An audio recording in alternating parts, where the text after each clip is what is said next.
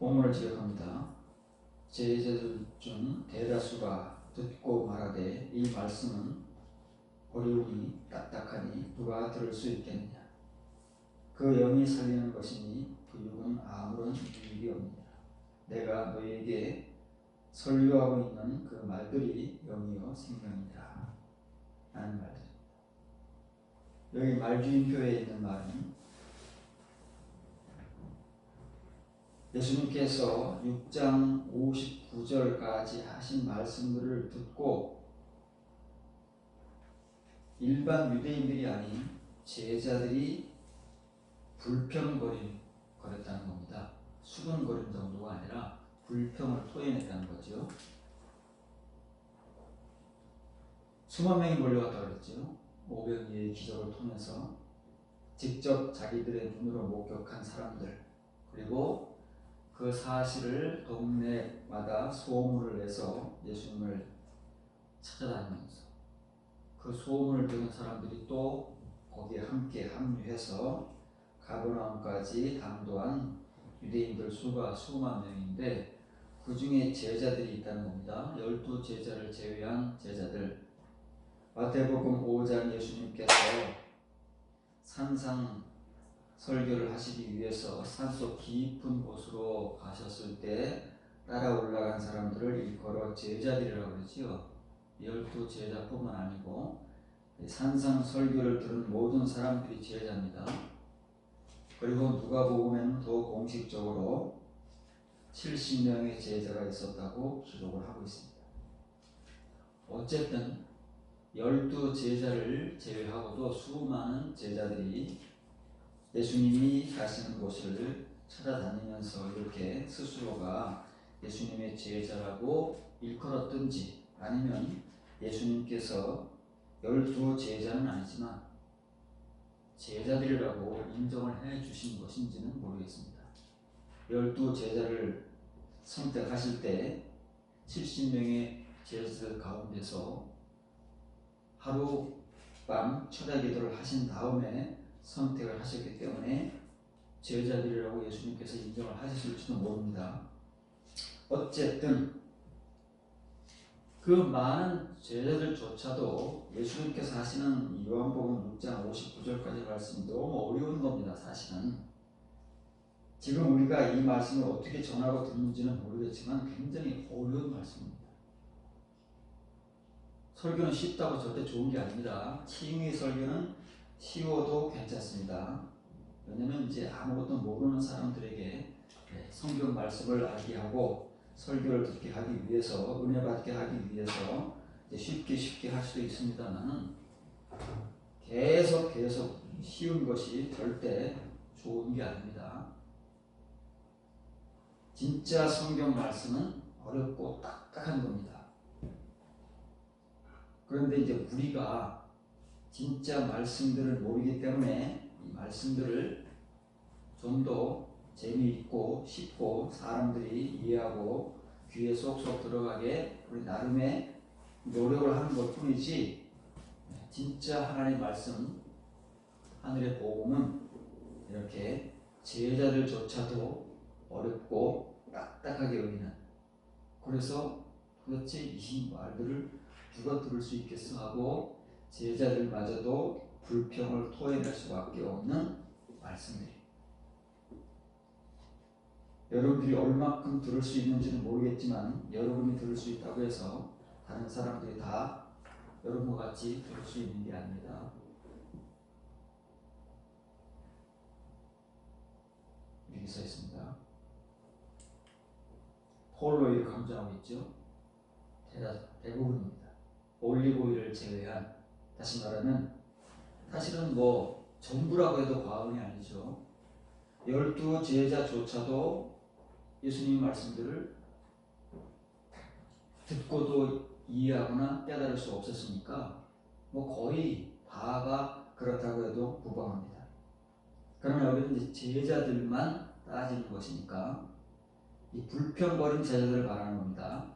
알아들은 제자들을 얘기하는 것이 아니라 불평거린 제자들이 대다수가, 거의 대부분이 예수님의 제자들이라고 자처했던 아니면 예수님께서 인정을 해주셨던 상관없이 제자들이 있었는데 그 제자들 대부분이 듣고 또 어렵다고 강조하고 있습니다.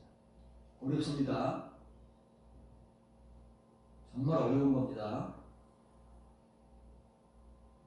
그래서 대부분의 유대인들, 오늘날 우리들조차도 귀가 막혀 있고 눈이 감겨 있는 것이 사실인데도 불구하고 귀가 막혀 있는지 눈이 감겨 있는지를 모르는 채 성경을 읽고 전하고 듣고 있는 것이 과거 유대인들의 현실이었고 오늘 우리들의 현실입니다. 이걸 누가 먼저 벗어나느냐? 이 싸움이 진짜 영적 싸움인 것이고 그래야만 예수님께서 하신 이 말씀 진정한 오병이요 표적 만나 참떡 요한복음 6장에서 여러분들에게 몇 개의 설교를 전했습니까? 녹취가 않는 거예요. 여러분들이 어떻게 들었는지 모르고 들은 게 중요한 게 아니죠. 여러분들 어떻게 그것을 소유하고 있는지는 모르지만 그렇다고 말해요. 현실은 이런 거예요. 이 말씀입니다. 근데 이게 단수로 되어 있잖아요. 예수님께서 한마디 말씀을 하셨을까요? 호로고스는 뭐라고요? 타레마타인 거예요. 성경에서 이제 호로고스와라는 타레마타인 거예요. 그래서 사도 요한이 제자들이라고 일컫는 사람들의 불평을 할 때 호로고스 이 말씀이라고 하지만 예수님께서는 이걸 뭘로 받아요? 뒤에 나옵니다. 누가 들을 수 있겠느냐 그 말이에요. 어려워 다 하는 겁니다. 설교가 지루하고 설교가 어렵고 설교가 딱딱하면 누가 제대로 듣겠습니까? 귀에 안 들어오는데 그래 다른 생각이 들어오고 졸리기도 하고 시간이 빨리 안 가서 언제 끝나나 시간 계산을 하고 있고 막 여러 사람들이 많을 겁니다. 그것이 반복되면요 이제 불평과 투정이 나오기 시작하지 않겠습니까? 설교가 왜 이래 우리 목사님 못 들어보겠어 힘들어 나오는 겁니다. 그런데 믿음이 없는 교인들이면 우리 괜찮습니다. 그래 자칭 교회를 오래 다니고 믿음이 좋다고 하는 교인들마저도 별 수 없습니다. 어려운 어쩔 수 없는 거예요. 설교가 딱딱하고 설교가 거칠고 그러면 어쩔 수가 없는 겁니다. 이런 불평이 나오게 돼 있는 것이 현실 아닙니까? 누군들 예외겠냐고요. 그래서 전화들을 할 수 있습니다. 옛날에는 전화도 못했지만 지금은 교인들이 참다 전화를 할 수 있습니다. 초신자들, 평신자는 못합니다. 그래도 제지라고 하는 사람들, 장로, 공사, 수입사 이런 사람들이 전화를 해서 목사님 설교가 요새 왜 이렇습니까? 듣기가 어렵습니다. 괴롭습니다. 교회 나오는 게 기쁘지가 않습니다. 마음이 무겁습니다. 이렇게 목사의 설교에 태클을 치잉의 설교도 그러할진데 이런 이면의 설교는 아예 듣지도 못하는 거. 그래 예수님께서 호로고스를 뭐로 받았어요? 성경입니다. 우리가 이해를 못해서 그렇지 우리가 읽으면서도 우리의 눈이 감겨져서 이 말이 무슨 말인지를 몰라서 그렇지 이건 성경입니다. 정확한 거예요. 타레마타입니다. 내가 랄레오하고 있는 요한복음 6장 59절까지 뿐만이 아니고 예수님이 전하신 그 모든 복음이 비유고 레마의 말씀이다. 내가 전하고 있는 그 말들이 영이요 생명이다. 너희가 불평을 하건 투쟁을 하건 어렵다고 말하든 딱딱하다고 말하든 무슨 말을 하건 상관이 없다. 나는 이것밖에 전할 수가 없는데 내가 전하는 그 내 말들은 영이고 생명이다. 어쩔 거야? 너희들이 원하는 설교를 내가 해야 되겠니? 내가 전하고자 하는 설교를 해야 되겠니? 둘 중에 하나를 선택하려면 나는 이거를 선택한다. 나머지 선택은 너희들이 하라. 그럼 어떻겠습니까? 예수님 이 고집을 꺾을 수가 없습니다. 고집이 아니라 이거 사명입니다. 그러니 선택은 남은 유대인들과 제자들이 한 것입니다. 그래서 하나 둘 슬금슬금 떠나가고 해서 거기에 모였던 수만 명의 유대인과 제자들이 다 가버렸습니다.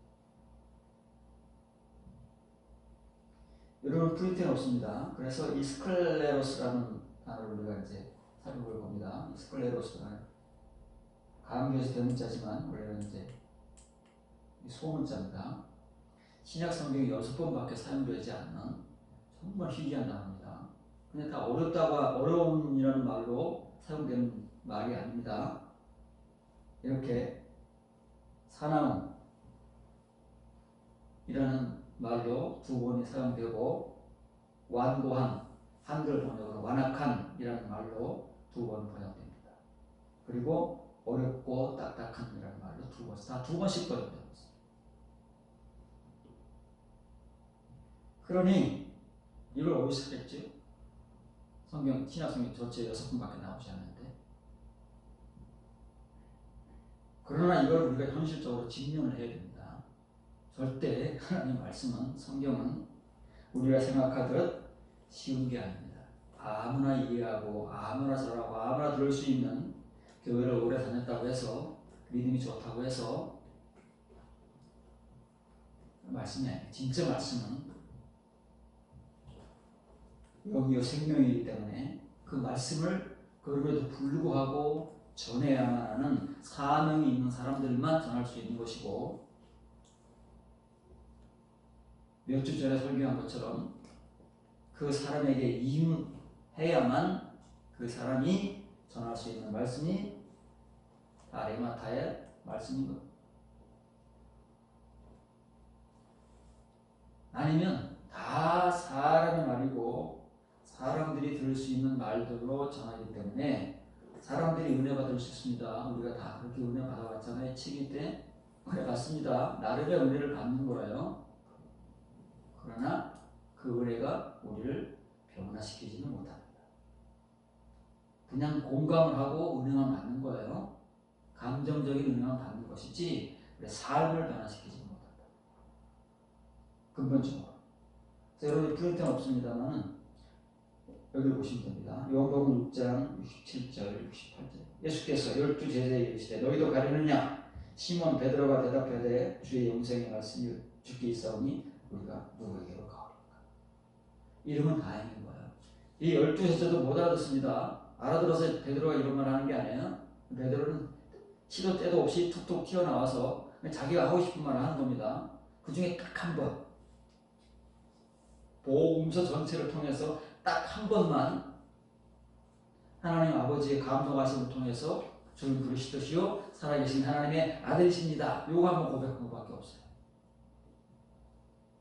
나머지 전부는 다 자기 생각, 자기 실수로 점철되어 있는 것이 베드로의 말이지, 베드로가 이렇게 말했다고 해서 베드로가 이런 사람이 아닙니다. 예수님께서 이렇게 말씀하셨기 때문에 내가 너에게 지금 설교하고 있는 이 말들이 영의 생명이다 라고 하니까 그걸 그냥 받은 거예요. 베드로가.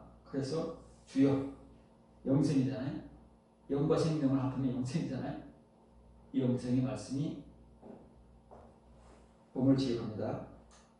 그러므로 예수께서 12 제자에게 말씀하시되 너희도 떠나기를 원하느냐 그 말이에요. 시몬 베드로가 대답하되 주여, 영생의 말씀을 주께서 가지고 계시는데 우리가 누구에게로 가겠습니까? 흉내를 낼 수 있습니다. 예수님께서 말씀하시니까 여러분이 말을 두고 흉내를 낼 수 있습니다. 그러나 진짜냐 아니냐는 금방 드러납니다.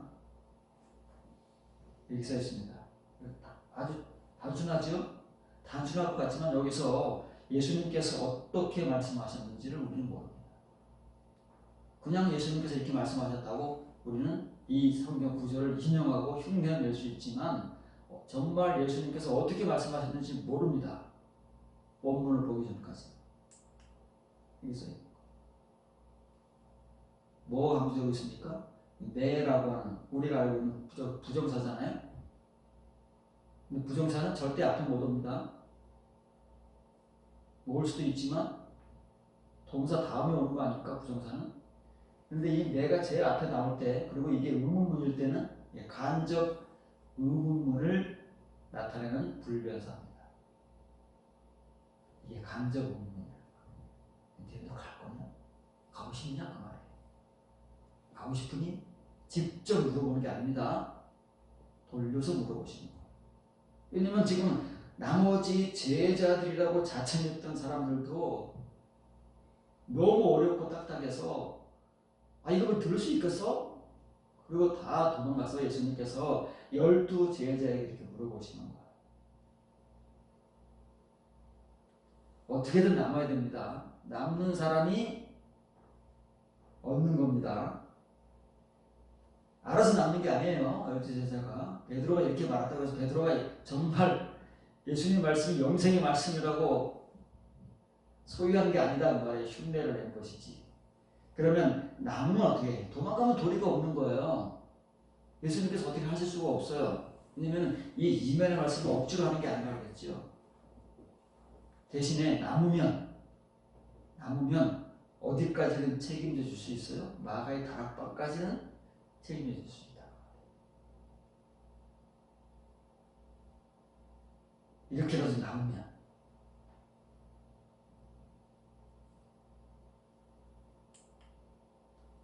그래서 베드로가 이렇게 대답한 겁니까? 이게 이제 엘호마의 미래입니다. 여기 앞으로는 전치사가 붙었잖아요. 이거 상태를 말하는 상태. 지금 나머지 제자들은 이 상태가 됐잖아요. 우리가 들을 수 있는 어렵고 딱딱한 말이 아니고 쉽고 은혜스럽고 감동이 되고 그런 말을 하는 사람들 티나에게로 다 갔어요. 예수님께서 하시는 이 타 메마타의 말씀이 어렵고 딱딱하다고 불평하면서 떠나가 버린 겁니다. 상태를 말하는 거예요. 프로스는 방향이잖아요. 누구에게로? 있는 데가 아닙니다. 호의 이인칭이죠. 주께서 이 영생, 뒤에 이제 아이오무가 빠졌습니다. 영생의 말씀들을 가지고 계시는데 가지고 있습니다. 그분의 소유인 거예요. 나중에는 베드로의 소유가 됩니다. 바울의 소유가 됩니다. 이 말씀을 전하는 사람의 소유가 되는 거예요. 이것은 대가를 지불하고 자기가 얻은 것이기 때문에 자기 거가 되는 거예요. 진리의 말씀은 하나님께서 그냥 은혜로 주시는 겁니다. 다 누구에게나 전하고 들을 수 있도록. 이 말씀은 그렇지가 않아요. 그 시대에 단 한 사람, 예수님 시대에 예수님을 제외하고 세례 요한만이 하나님께서 이 말씀을 주셔서 세례 요한에게 임했기 때문에. 그냥 임했습니까? 세례 요한은 자격이 있었습니다. 자격이 있었기 때문에 세례 요한만이 그 시대에 이 복음을 가지고 등장해서 400여 년 만에 마지막 선지자로서 이 영생의 말씀을 전할 수 있는 겁니다. 아무나 할 수 있는 게 아니에요. 그 당시 얼마나 많은 바리새인들이, 율법사들이, 서기관들이, 제사장들이 있었습니까? 유대인들의 종교적 지도라고 자처하면서 존경을 받으면서 길거리에서 인사를 받으면서 대접을 받으면서, 그러나 그 모든 성경의 전문가들은 예수님에 의해서 독사의 자식들이라고 정죄를 받았습니다. 왜 그러겠냐? 그 많은 바리새인들이 한두 사람도 아니고 소수도 아니고 전부를 그렇게 예수님께서 매정하고 냉정하게 독사의 자식들이라고 정죄를 하셔야겠냐. 이게 없으면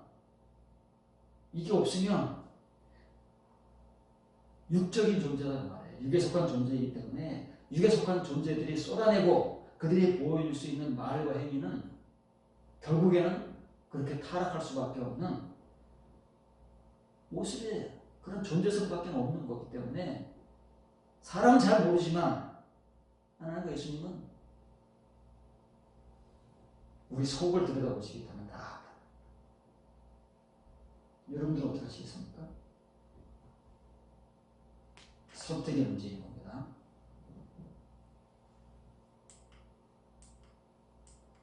사도행전 9장 3절로 사울이 길을 가다가 다메섹에 가까이 이르더니 호련히 하늘로부터 빛이 그를 둘러 비추는지라. 땅에 엎드러져 들음에 소리가 있어 이르시되 사울아 사울아 내가 어찌하여 나를 박해하느냐 하시거늘 대답하되 주여 누구십니까? 이르시되 나는 내가 박해하는 예수라.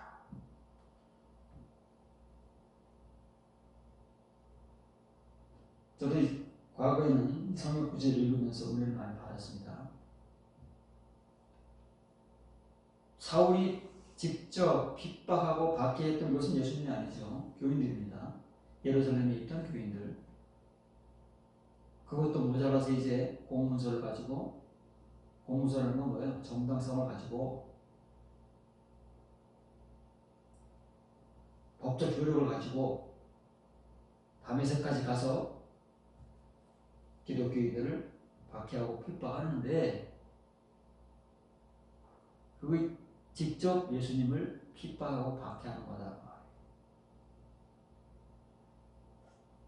그러나 이 말을 모르는 거예요.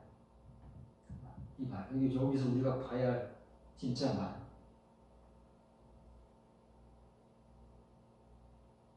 여기 이 성경 구절이, 여기 지금 디귿 가로로 된 성경 구절이 한글 성경에 없습니다. 왜냐하면 알렉산드리아 사본이기 때문에.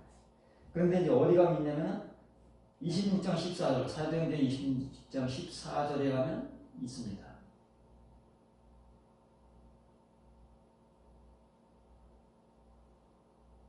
가시체를 걷어차는 것이 내게 고통이다. 가시체가 뭘까요? 가시체.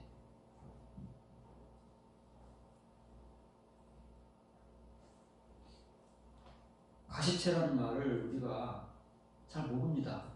아는 사람도 있겠지만 우리같이 가시체를 보지도 못하고 이게 뭔지를 모르는 사람들은 모르는데 여기서 하면 어렵습니다. 그러니까 별로 이 말에 대해서 우리가 의미를 두지도 않습니다. 그냥 바울이 하는 행위가 이렇다 그렇게 설명을 할 뿐이지 이게 어떤 행위인가에 대해서는 잘 모릅니다. 그러잖아요? 모르면서도 그냥 감주점이 어디 있어요? 나는 네가 비방하는 예수다. 여기 이제 안겨로 두는 거 아니겠습니까? 여기 써 있는 거예요. 꼬챙이입니다. 꼬챙이. 날카로운 꼬챙이.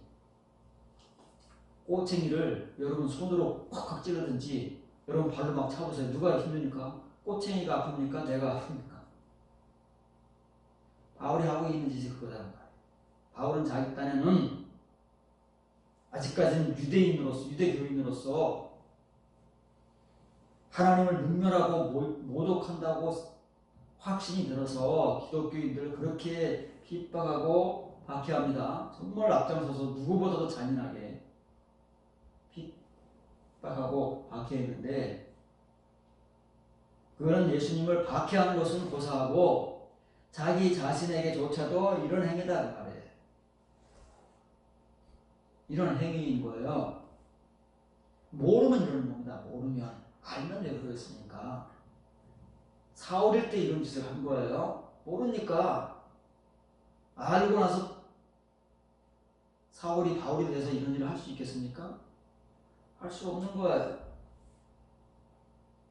자기가 한 행동이 예수님이 메시아임을 모르고 예수님의 말씀을 모르고 복음을 몰랐을 때는 얼마든지 그렇게 할 수 있습니다. 그런 사람들을 반대하고 자기 확신을 가지고 이단이라 정죄하고 할 수 있습니다. 그러나 그 자체가 이거예요.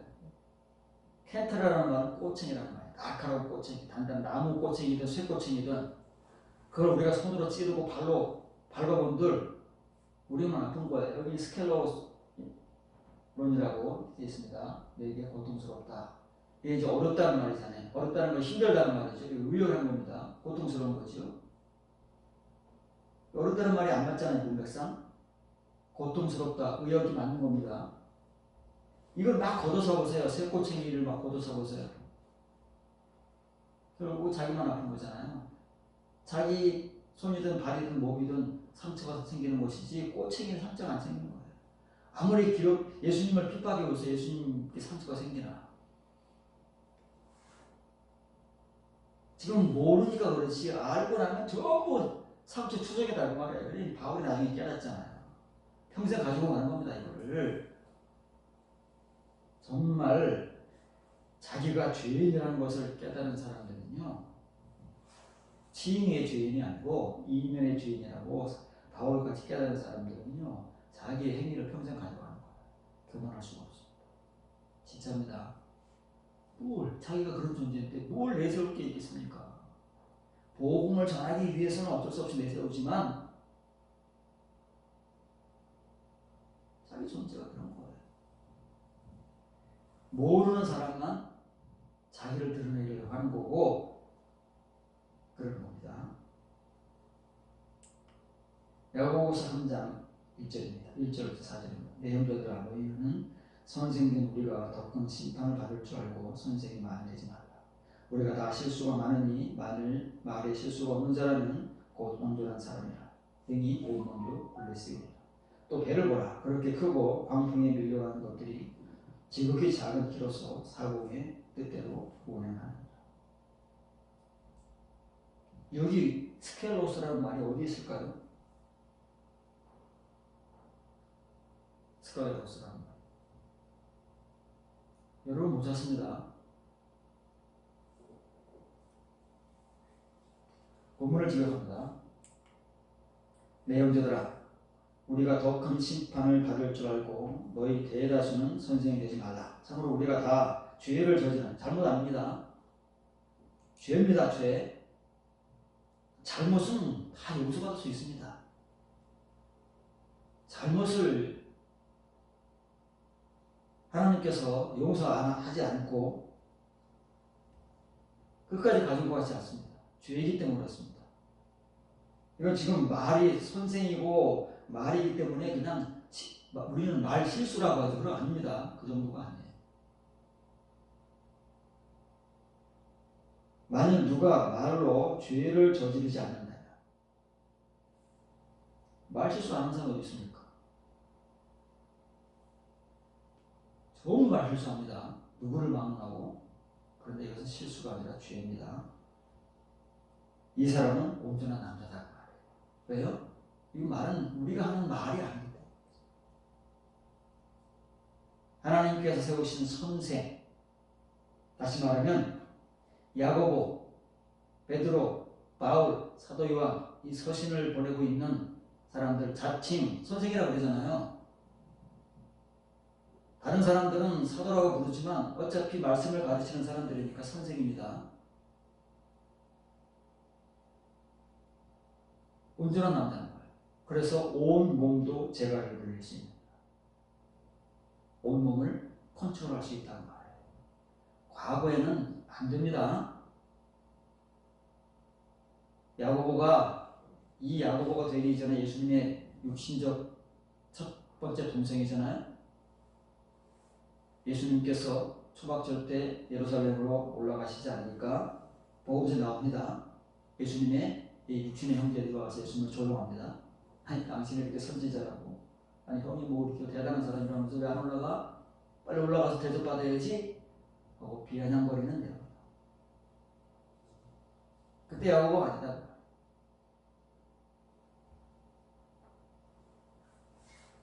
또 매우 크고 사나운, 여기 있습니다. 광풍이라는 말은 무서운 바람, 사나운 바람 봅니다. 사나운 바람들에 의하여 밀려가는 배들을 보라. 작은 키에 의해서 키를 잡고 있는 자가 가고자 하는 것으로 보라. 배가 아무리 커도 항해사의 손에 잡힌 그 키, 차로 말하면 핸들, 방향을 어디로 틀느냐에 따라서 차가 방향을 바꾸듯 배도 역시 방향이 바뀌어지는 것이지 아무것도 아니다. 이걸 잘 이해해야 됩니다. 이걸 이해하지 못하면 야고보서는 아무것도 우리가 이해를 못합니다. 그래서 오늘날 우리가 이 자칭 우리가 선생들이 돼버린 거예요. 되지 말라고 했는데 됐어요. 누구의 우리는 하나님께서 부르셨다고 하지만 절대 아닙니다. 우리 자유로 된 거예요. 만약 하나님께서 부르셨다면 하나님께서 세례 요한에게 이 레마의 말씀을 주셨듯 우리가 그 말씀을 받아서 전하고 있을 겁니다. 하나님께서 세우신 사람. 하나님 레마의 말씀이 임했다고 그랬잖아요. 근데 우리는 전혀 그렇지 않습니다. 그러면서 하나님께서 보내셨다, 하나님께 부름받았다, 사명을 받았다 하고 진압을 하고 목사가 됩니다. 하나님께서 그러신 적이 없어요. 우리가 그렇게 하는 거지. 그래서 우리 중에는 우리의 몸을 컨트롤할 수 있는 사람이 없습니다. 자, 하나 뜯어보세요. 자, 이렇게. 누굽니다. 누군가, 누군지 몰라요. 누군지 모르지만 만일 여러분 가운데 어떤 사람이 말로 죄를 짓지 않는다면 로고스입니다. 로고스로는 죄를 지을 수밖에 없습니다. 왜냐하면 로고스의 은혜만 가진 사람은 육에 속한 존재이기 때문에 육적인 삶을 살아야 육적인 말을 할 수밖에 없습니다. 죄를 안 질 수가 없어요. 실수 아닙니다. 죄를 안 질 수가 없어요. 만약에 말로 말이 뭐예요? 말이 뭐 설교가 되고 이 선생들이니까 설교입니다. 설교에 설교. 오늘 내가 하고 있는 설교 중에 죄 짓지 않는다. 내 설교 가지고 죄를 짓지 않는다면 사람은 태어나 여기서 아니에요. 사람 아닙니다. 안스러퍼스 아니에요. 아네. 성인. 온전한 성인인 거예요. 온전한 남자예요. 여자는 말이 결정하는 겁니다. 그래서 여러분 중에서는 야고보가 그랬잖아요. 형제들이여, 여러분 중에서는 선생된 우리가 더 큰 심판을 받습니다. 네, 맞습니다. 교인들보다 목사가 더 큰 심판을 받습니다. 왜냐면 말을 하기 때문에, 설교를 하기 때문에 그렇습니다. 얼마나 많은 죄를 짓겠습니까? 교인들이 듣고 있는 30분, 40분, 50분, 1시간 얼마나 많은 말을 합니까? 그것도 평생 합니다. 어느 순간부터 20년, 20년, 30년, 40년, 50년 거쳐서 이 수많은 말을 하는데 얼마나 많은 죄를 짓겠습니까? 모르고 짓는 게 모르고, 알고 짓고 모르고 짓는 거예요. 알고 짓는 사람은 말할 필요도 없습니다. 죄인지 모르고 설교를 통해서 죄를 짓고 있는 사람들이. 그래서 누가 하나 단수가 하나. 여러분, 폴로이는 절대 안 된다고 말해요. 될 생각도 하지 말아라 말해요. 언제까지요? 이럴 때까지. 이럴 때까지는 선생 될 생각도 하지 말아요. 선생이 좋아 보일 수도 있습니다. 교회들을 대접받고, 그래서 큰 교회에서는 청년들 중에서는 선망의 대상이 전도사가 될 수 있습니다. 목회하면 이렇게 큰 교회 목사가 돼서 자기가 부인이 되고 사모가 돼서 대우받을 수 있을 거예요. 그럴 수 있습니다. 우리는 전부가 그런 건 아니지만 개 중에는 이런 사람도 있을 것이고, 개 중에는 스스로가 선택한 사람도 있을 것이고, 개 중에는 은혜 받아서 됐다고 하는 사람도 있을 것이고, 개 중에는 하나님의 부르심에 부응했다는 사람도 있을 것이고, 뭐 각양각색의 선생들이 있습니다. 그런 우리 선생들이 설교를 통해서 과연 죄를 짓지 않을까요? 죄를 짓지 않았을까요? 그러면 온전한 남자가 뭡니까? 우리가 지금까지 줄기차게 배워온 이면의 사람이다. 타 레마타의 복음을 가지고 그 복음을 전하는 사람입니다. 근데 이거 우리가 어떻게 이해합니까? 한글 읽어가지고.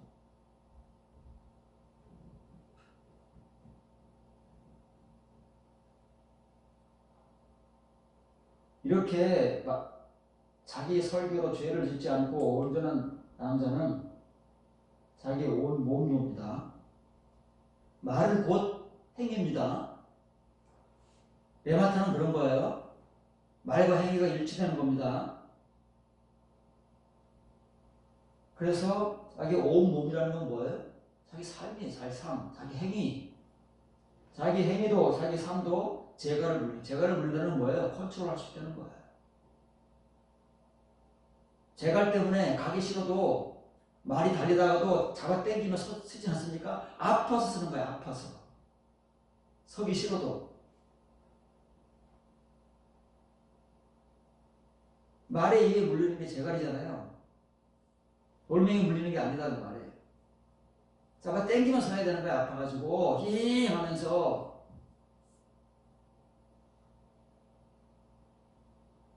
내가 죄를 짓고 싶어도 못해요. 이제는. 왜냐면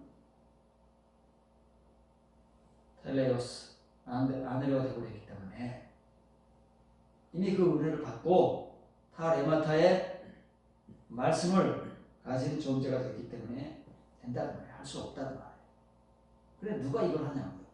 우리 중에서 누가 이걸 할 수 있느냐고. 자신이 할 수 있겠느냐. 그러면서 우리는 성경 말씀들을 다 인용하면서 인용에 그치는 거지. 인용은 아무나 할 수 있는 겁니다. 성경만 좀 찾을 줄 알고 기억력이 좋은 사람들은 인용을 합니다. 이어지는 말씀입니다. 야고보서 5장 3장 5절. 이같이 혀도 작은 지체로 되어 큰 것을 자랑하라. 보라 얼마나 작은 불이 얼마나 많은 나무를 태우는가. 혀는 곧 불이요 불의 세계라. 혀는 우리 지체 중에서 온 몸을 더럽히고 삶의 수레바퀴를 불사르나니 그 사르는 것이 지옥불에서 나는. 정말 그럴까요? 혀가 뭐 이렇게 뭐 말까요? 우리가 이런 사람도 뭐 간혹 있긴 있겠죠. 그런데 이거 막 전체 이런 거 같잖아요. 무슨 말이길래? 어떤 혀길래요? 네, 그렇습니다. 로고스의 혀가 그렇다는 거예요. 로고스의 혀는 처음에는 아닐 것 같지만 가면 갈수록 결국은 우리를 이렇게 만들어 버린다는 거예요. 처음에는 의뢰스러운 것 같고 하나님 말씀인 것 같고 막 그렇게 모르는 사람들의 눈에는 귀에는 그렇게 보이고 그렇게 들립니다. 그래서 그렇게 공감을 하고 은혜를 받고 갈 수 있습니다. 그러나 결국에는 뭐예요? 우리 삶을 망가뜨려 소멸시킨다는 말이에요. 그래서 결국은 뭐예요? 결론이 뭡니까? 끝에 말이에요. 지옥불이래요. 지옥불.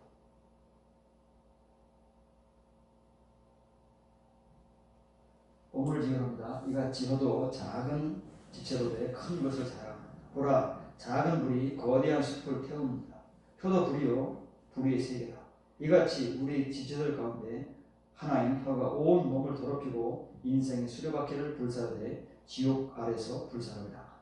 지옥에 떨어진다. 이러한 말씀과 은혜가 없으면 별별 소리를 다 할 수 있습니다. 자기의 감정의 소리를 하나님의 음성이라고 호도할 수 있습니다. 미혹시킬 수 있다. 교회들이 뭐 하겠습니까? 훌륭한 목사가 얘기하면 다 아멘하는 것이죠. 진짜 우리 목사님은 정말 능력이 영적인 목사님이니까 그럴 수 있어. 다 넘어갑니다. 하나님 그렇게 역사하시는 것이 아니라 우리 눈을 띄워주는 거예요. 우리 귀를 열어주고 뭐 음성을 들려주시는 게 아니라 다 있습니다. 성경에. 따로 말씀하실 필요가 없어요. 아니 읽는 것도 못 듣고 못 읽는데 무슨 말씀을 하시겠습니까? 이거 듣고 이거 읽기 벅찬데 모르니까. 여기 써 있잖아요. 혀도 작은 지체로 된 이 혀 가지고 큰 걸 자랑하는 거예요. 마치 내가 대단한 사람인 양, 하나님과 집통하는 사람인 양, 그렇게 해야 되는 겁니다. 그리고 어떻게 돼요? 자신뿐만 아니라 이게 다 설교하는 사람 얘기잖아요. 선생님 얘기하는 거. 우리 얘기, 우리 목사가 얘기하는 거. 다 누군들 이루고 싶지 않겠습니까? 인정받고 존경받기 위해서 뭐 자랑도 하고 막 그러는 거 아닙니까? 우리가 작은 일을 좀 크게 좀 얘기하고 막 그러잖아요. 그럴 수 있다고 우리끼리는 이해를 하고 할 수 있지만 결국은 어떻게 돼? 가고 가다 보면 이익을 하는 거예요, 결론이. 그러니 선생은 무서운 거고 두려운 겁니다. 그전에는 은혜 받아서 내가 결심하고 해서 되는 걸로 알고 그렇게 됐기 때문에 자부심도 있고 뭐 그랬지만 그게 얼마나 어리석은 일이고 이 은혜로 들어오지 못하는 그것으로 그것 때문에 더 크게 망하고 더 크게 형벌을 당한다는 것을 몰랐지요. 왜냐하면 성경은 이 한문 여기밖에는 그런 말이 없어요. 여기밖에 직접적으로.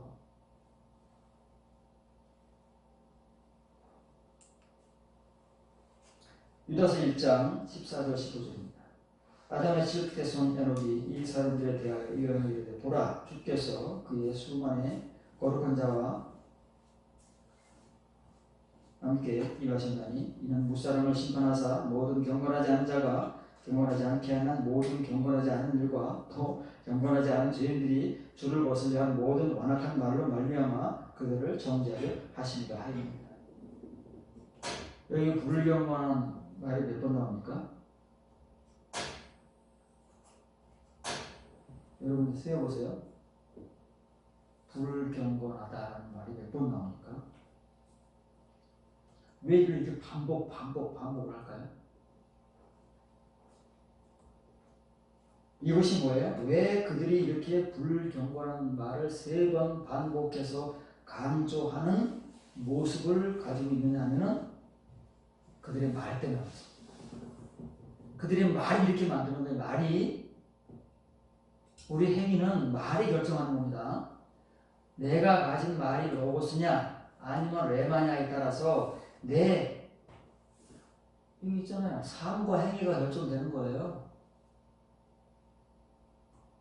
그런데 유다서는 우리가 상상도 못하던 수천 년 전의 세월을 거슬러 에녹 시대 아담의 7대손 에녹 성경 역사상 인류 역사상 가장 먼저 죽지 않고 하늘나라로 간 사람 믿지 않는 사람은 이걸 어떻게 받아들일 수 있겠습니까? 우리나라 겨우 받아들이는 건데 그 에녹이 그 시대에 성경에 없습니다. 그러나 유다가 이것을 어떻게 알았는지 유다서에 기록하고 있습니다.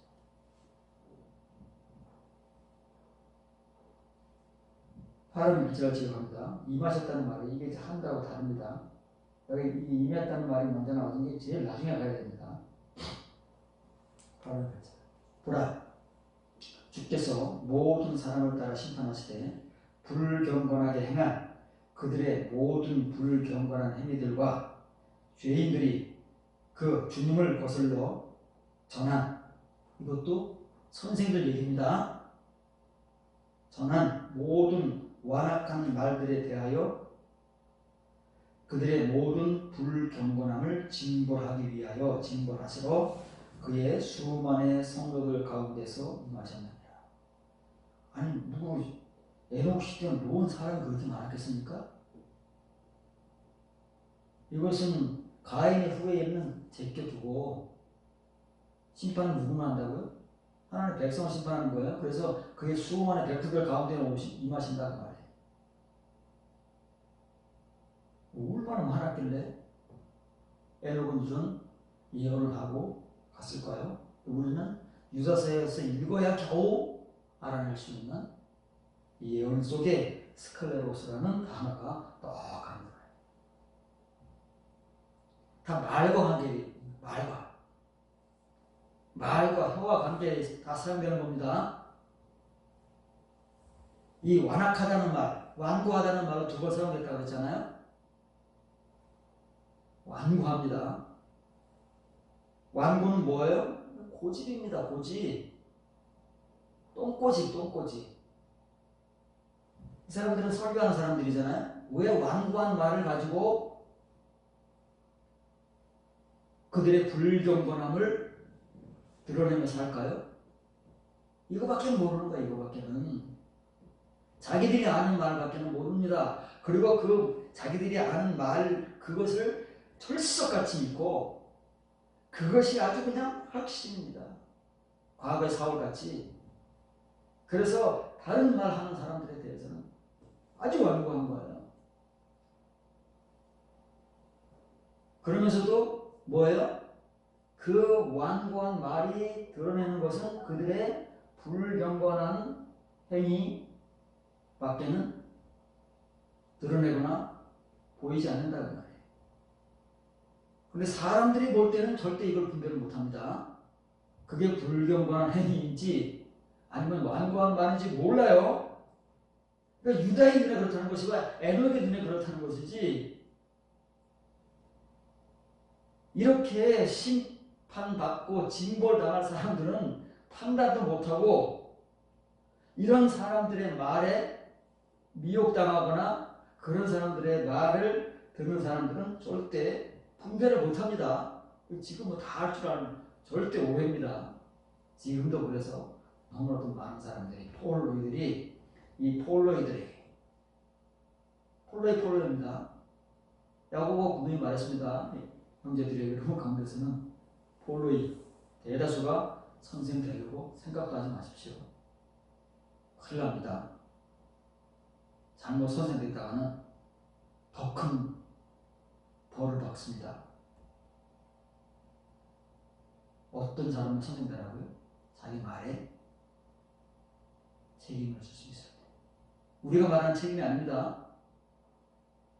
온전한 남자로서, 은혜 받은 자로서, 그렇게 거듭난 자로서, 다 레마타의 말씀을 가진 자로서 그 은혜를 경험했을 때 선생이 되는 것이지, 그렇지 않고 너도 나도 선생이 됐다가는 경치입니다. 우리가 그래. 알아들을 수 있었어야지. 다 그렇게 생각해. 유다 같은 사람, 야고보 같은 사람, 바울, 베드로, 사도 요한 같은 사람만 알지 누가 그걸 알겠냐. 근데 우리는 마치 그런 걸 다 하는 것처럼 이렇게 하고 있습니다. 이렇게 살고 있는 거예요. 다 말해서 그때는 말해서. 이 사람들은 다른 일반인이 아닙니다. 선생들이 선생들. 랄레라는 사람들. 예수님 흉내내면서 예수님이 랄레 하셨듯 그렇게 예수님께서 전하시고 설교하셨던 그 모습을 흉내내고 있는 것이지 진짜 랄레를 하고 있는 게 아니다. 다 이렇게 된다고. 그렇습니다. 예수님께서 오시긴 오셨어요. 근데 왜 오셨느냐면은 요한계시록 7장 같이 이마에 임 맞은 사람들을, 표막 가진 사람들을 데려가기 위해서 임하신 것도 아닙니다. 에녹 시대에는 그랬으면 좋겠어요. 근데 그 중에 누구만? 에녹만 그렇게 된 거예요. 에녹이 예표입니다. 요한계시록 7장이 예표예요. 그래서 유다가 이 에녹의 예언을 소개한 겁니다. 하나님께서 심판을 행하시러 오신 거예요. 에녹 시대에도. 모르지요. 노아 시대 심판이 있었던 것이라고 성경에는 써있기 때문에 우리는 노아 시대만 알지요. 노아 시대가 최초인 걸로 알죠. 하나님의 심판을. 그러나 세상 심판은 노아 시대고 하나님의 백성들 심판은 에녹 시대에 있었다. 모든 사람을 따라 심판하러 오신 거예요. 모든 사람은 누구예요? 노아 시대에 세상 모든 사람이 아니고 하나님의 성도라고 일컫는 여호와의 백성이라고 일컫는 사람들을 심판하러 오신 거예요. 심판하러 오셨다는 말은 징벌하러 오신 겁니다. 똑같은 말이에요. 징벌하러 오셨어요. 누구를 징벌하러 오셨냐면 모든 사람이 누구냐면 그들의 불경건함, 모든 불경건함들을 심판하러 오셨는데 이 모든 불경건함은 뭐냐면 행위입니다. 그들의 불경건하게 행한 불경건한 행위다. 사실 불경건이라는 말이 4번 나온 겁니다. 동사까지 포함합니다. 말이 이렇게 그들의 삶과 행위를 초래하기 때문에 온 몸, 자기의 행위와 삶을 컨트롤하고 재갈을 물릴 수 있는 사람은 세상에 많겠습니까? 오리고리한 거예요. 선생들은 폴로야 하지만 그 중에서 정말 진짜 선생은 폴로야, 올리고리한 거예요. 라고 그 얘기를 하는 겁니다. 우리가 못 알아들어서 그렇지. 대부분의 설교자들은 이런 거예요. 이렇게 하면 하나님께서 참다 이제 어떻게 돼요? 결국에는 심판으로 임하시는 겁니다. 이게 우리의 개인적 종말이에요. 개인적 종말이고 교회의 종말이고 세상의 종말이고 그렇게 되는 겁니다. 못 알아들으면 어쩔 수가 없어요. 어렵다, 딱딱하다, 어쩔 수가 없습니다. 사실이 그런 것입니까?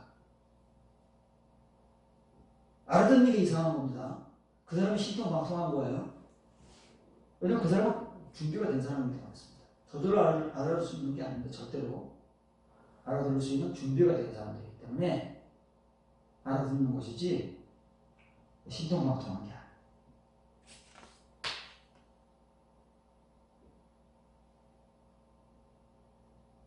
그러면 왜 이런 불경건하게 행한 그들의 불경건한 행위가 있어서 하나님께서 그걸 심판하러 오시느냐면 이게 어디서 비롯되느냐면 무슨 비롯되는 거예요? 이 스콜레론에서 복수형이잖아요. 날레온입니다. 그들이 전하고 설교. 에녹 시대에도 서칭 선생들이라고 자처했던 그런 사람들이 존재해 왔어요. 이것이 뭐 신약시대 표현이 아닌 거예요. 선지자라는 명칭이 생기기도 이전에 이런 사람들이, 그런데 이런 사람들이 왜 완고한 말들을 전해요? 카트, 압추, 예수님. 그때 주님은 누구예요? 메시아. 혹은 하나님, 여호와를 거슬러 설교하는 거야. 자기들은 잘한다고 생각해. 우리들은 지금까지 성경에 근거해서 설교를 잘한다고 생각했어요. 근데 우리 생각이 달라요. 교인들도 설교 은혜를 받을 수 있습니다. 존경할 수 있습니다. 그러나 완고합니다. 바꿀 수가 없어요. 바꿀 줄을 몰라요. 예수님의 그 레마타를 받아들일 줄을 몰라요. 이 세월이 너무 오래됐고 너무 몸에 배웠고 너무 확신을 가지고 있기 때문에 안 됩니다. 그런데 가만히 보면 거기서 나오는 말을 통한 그의 행위들은 사람의 행위들입니다. 사람의 행위는 죄입니다. 악이에요. 심판할 수밖에. 그게 있을 거예요. 우리가 이 로고스를 가지고 완고해지잖아요. 스콜레르잖아요. 하나님도 우리에 대해서 완고해 주시는 거예요. 비례하는 겁니다. 그걸 심판하시는 겁니다. 우리가 완고하면 진짜 말씀도 없이 껍데기 말씀을 가지고 그것이 하나님 말씀이라고 확신하면서 완고하면 하나님께서도 그 사람들에게 완고할 수밖에 없는 거예요. 그 심판하고 오시는 거예요. 왜냐면 그 결과가 너무 뻔하니까. 야고보서에 의하면 그 인생을 망치는 거고 자기 인생은 결국은 망쳐서 지옥불에 떨어뜨리는 거고 그 말은 결국은 이 불경건하게 행하는 불경건한 행위밖에는 나올 수 없기 때문에 사람의 눈으로는 분별이 안 됩니다만 이런 사람들의 눈에서는 그렇대요. 여러분들 얼마큼 분별하고 있습니까? 그러니까 말을 잘 들으면은 그 사람의 행위를 보지 않아도 예측할 수가 있는 거예요. 예측하기 이전에 그 사람의 행위도 같이 보이는 거다. 왜냐면 이제는 로고스는 말과 행위가 다를 수 있고 말로 사람을 속일 수 있지만 레마의 말씀은 절대 그럴 수가 없으니까. 그렇게 하고 싶어도 못하니까. 재갈을 물려고 했기 때문에. 하나님께서 물리고 내가 물리고 이중으로 재갈을 물리는 장치가 되기 때문에 할 수가 없었어. 한 달란트 받았던 자는 와서 이르되 주여 당신은 굳은 사람이라 심지 않은 데서 거두고 행하지 않은 데서 모으는 줄을 내가 알았으므로 두려워하여 나가서 당신의 달란트를 땅에 감추었나니 호소서 당신의 옷을 가지셨나이다. 여기 어디에 스클레로스가 찾아보세요. 한글 속에서 직역을 보지 마시고 직역 보면 다 나오니까 노력도 하지 않고 거저거리면 안 됩니다. 한 직역합니다. 한 달란트를 받은 자가 다가와 말하기를 주여 당신은 무서운 사람이다. 이래 무서웠다. 사나운 게 무서운 거죠. 당신은 사나운 사람이다. 혹은 완고한 사람이다. 이때는 이제 결론은 심판의 주님은 완고한 겁니다. 무서운 사람입니다. 알아요. 알면서도 이러고 있어요. 알기 때문에 이렇습니다. 안 통합니다. 심지 않은 데서 거두고 흩지 않은 데서부터 모으는 분인 줄로 내가 당신은 알고 있습니다. 그래서 내가 두려워가지고 달란트를 받은 다음에 가서 당신의 주님의 그 달란트를 땅속에 감췄습니다. 잘했죠? 보소서 그 당신의 그 주님의 것을 지금 돌려받습니다. 한 달에 씁니다. 잘했죠? 그래서 어떻게 됐어요? 이 사람이? 예수님께서 오 잘했어. 그건 네가 나를 제대로 알긴 알았구나.